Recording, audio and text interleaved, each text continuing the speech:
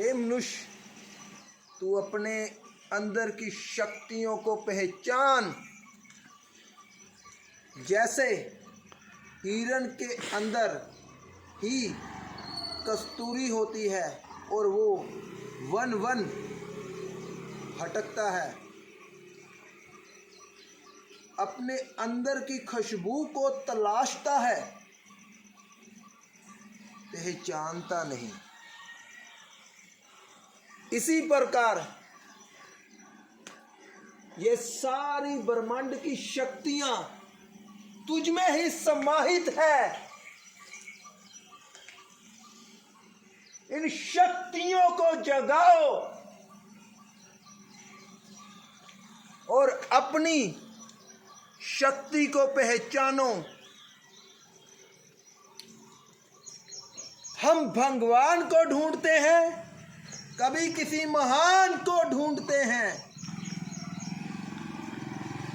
तू खुद ही महान है, तू खुद ही भगवान है। कण कण में भगवान है तो तेरे अंदर भी भगवान है। अपने अंदर की शक्ति को जगाओ और अपने भगवान को पहचानो। हर इच्छा तेरे से जुदा नहीं, हर इच्छा तू पूरी कर सकता है।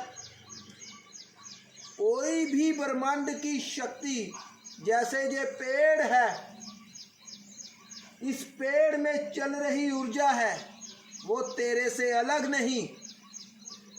इसी प्रकार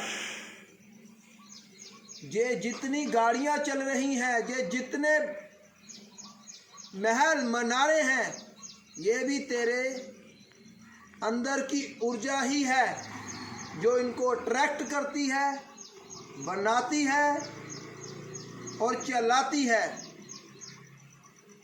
तुम्हें अपनी ऊर्जाओं को पहचानना होगा। इन ऊर्जाओं को देखो, इस पेड़ को देखो, क्या तुम इससे अलग हो? बिल्कुल नहीं। ये ऑक्सीजन देगा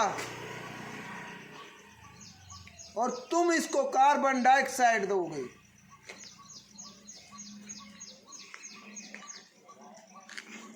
इस प्रकार ये जीवन का, पर्यावरण का एक चक्कर है, जिसे पूरा करने के लिए इस संसार को परमात्मा ने विकसित किया, क्रिएशन किया इसका, और इसको निर्माण में लेकर हर प्रकृति के सर्कुलेशन को पूरा किया। जैसे कोई भी चीज रजस सत्व तमस के अकॉर्डिंग समझें तो एक चीज को कोई पैदा करता है, दूसरी चीज को कोई चलाता है, और तीसरा उस चीज का बाधक बनकर उसको रोकता है या डिस्ट्रॉयड करता है। फिर प्रकृति का दोबारा निर्माण होता है। इसी प्रकार हर प्रकृति की, नेचर की चाल चलन चलती है, हमें उसे पहचानना होगा।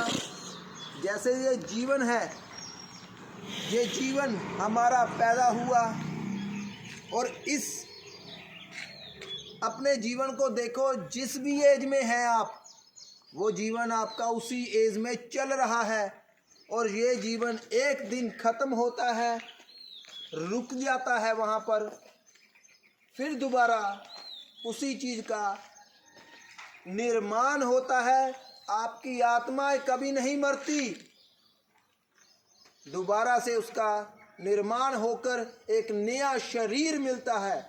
इसी को कहते हैं रजस अर्थात उत्पत्ति, सत्व अर्थात पालन, और तमस अर्थात बाधक, रोधक, या उसे हम डिस्ट्रॉयड बोलेंगे, या उसे खत्म करने वाला बोलेंगे।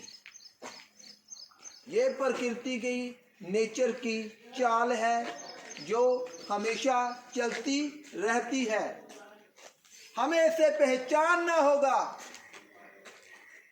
हमें इसे पहचानना होगा और इसे मानना होगा। यदि आपकी कोई रुकावट पैदा हुई है, ब्रेक आई है जीवन में, तो मान लो दोबारा निर्माण करने के लिए आई है।